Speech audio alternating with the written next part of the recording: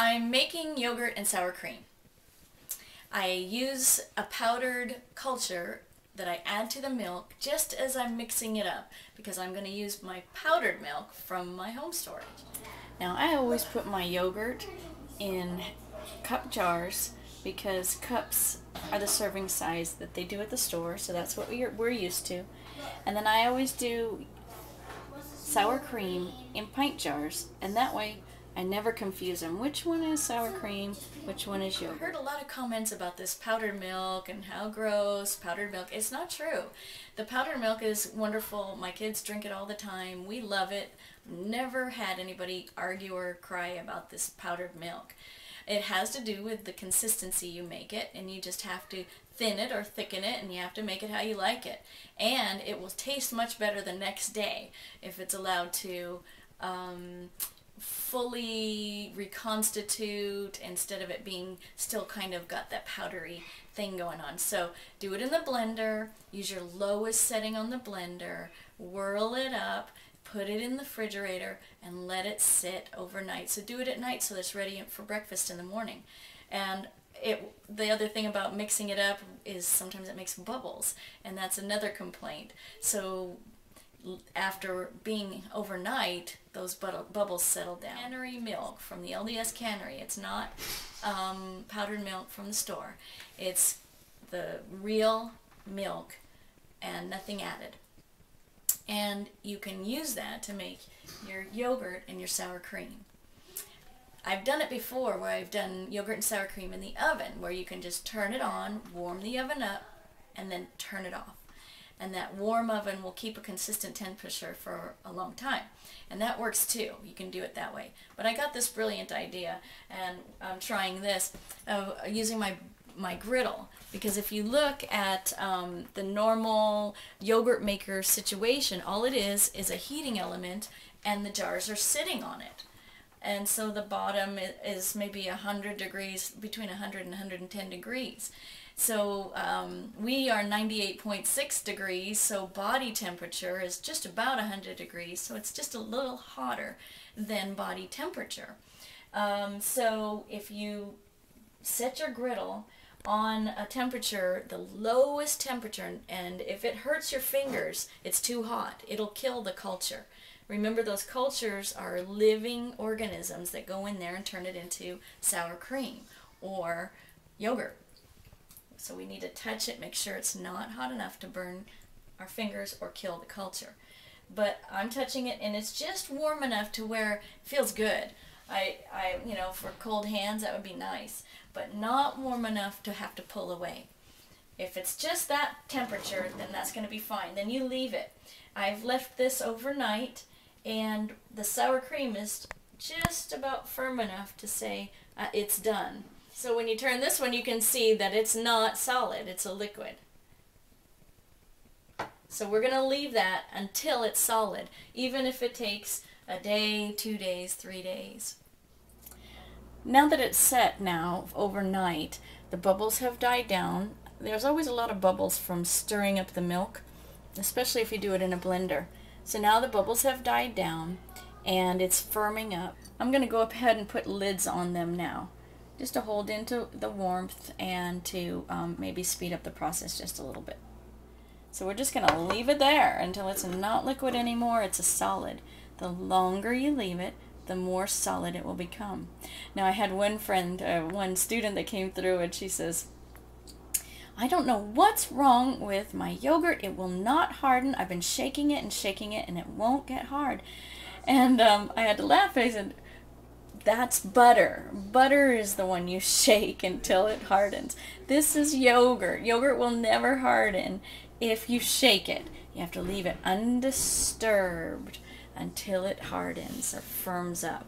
So leave it alone, forget about it, and come away from it, come back tomorrow and see if it's firmed up. Acidophilus is excellent to take in, to eat every day, and to restore the bacteria in your stomach. A lot of illnesses and diseases start in the stomach because the bacteria is not the right strength in comparison to the bacteria that are coming against you. So we have bacteria that are working for our body and bacteria that are working against our body. So it's a little balancing act, or maybe even like an army, the good army and the bad army. And so you want to make sure that you always have enough bacteria working on your side to help you ward off the other bacteria coming against you and causing disease. Well, it so happens, from what I understand, I'm not a doctor or a nutritionist, I'm just trying to figure this all out too with the rest of us, but yogurt helps and is a good bacteria. You can use them interchangeably, really, and you never have to really use sour cream, but because I love it, I get it, we use it, but I do know that acidophilus is in yogurt, and acidophilus is something good for your stomach lining. So just a little tip there for you. Tomorrow, when this is solid, I'll show you what we can do. We can make smoothies, we can make popsicles from the smoothies, make smoothie pops, we can make dips even out of the yogurt. We can make dips. We can make a yogurt sauce for our Turkish Tuesday pitas. So that yogurt's going to be used throughout the week, and maybe even into the second week. It really depends on how fast we eat it up. And then we would make it again next week. I bought the sour cream culture from cheesemaking.com, and you can just pick up that culture yourself. But they come in little packets, so that's just all you need to start a can or a bottle of sour cream. Just a little tiny packet. Kind of reminds me of yeast. It's the same kind of thing. It's a culture that you drop in and it causes a reaction, a chemical reaction. Once you start your own batch, you can then drop a big spoonful into the blender when you're making your milk the next time, and then you don't have to use up your supply. This can just stay in the freezer. So you can reuse your own sour cream or your own yogurt next time, and that culture that's already in there will go into the next batch, and you don't have to use up your supply. So this could be a supply for maybe 3 months, 4 months, depending on how much you eat. I've been told that you can keep reusing it as many as 18 times.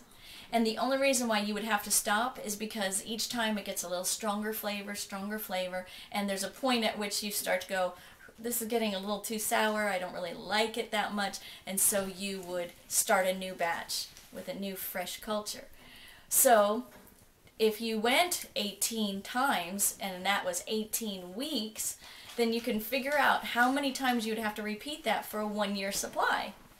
So 18 goes into 52 weeks a year. How many times? Okay, so 18 goes into 52 weeks a year, 3 times, so you would need 3 packets for the whole year. It's not very much. And it's not very expensive. It doesn't cost that much. It's like $5 for this whole packet, and there's several packets in here. So the costly part is the shipping, because they have to ship it cold. So you have to kind of keep it in your mind that the price includes the shipping. So you don't say, I'm not going to buy that, which sometimes I do. I was like, I'm not going to buy that. $15 shipping and $5 for product. That doesn't make any sense. But it actually does make sense when you realize that it's going to be way more than a year's supply to have this many packets, and that it has to be shipped cold or the cultures won't be active. So it's just, you have to bite the bullet, order it from them, and pay the shipping. So, and I thought, well, maybe we could get it reduced by ordering together, and that may be true. I don't know, because no one's ever ordered with me. But you could try it with your friends and see if when you order more at a time that the shipping would go down. You can find out. Anyway, happy yogurt making. Try it. It's really good and really easy.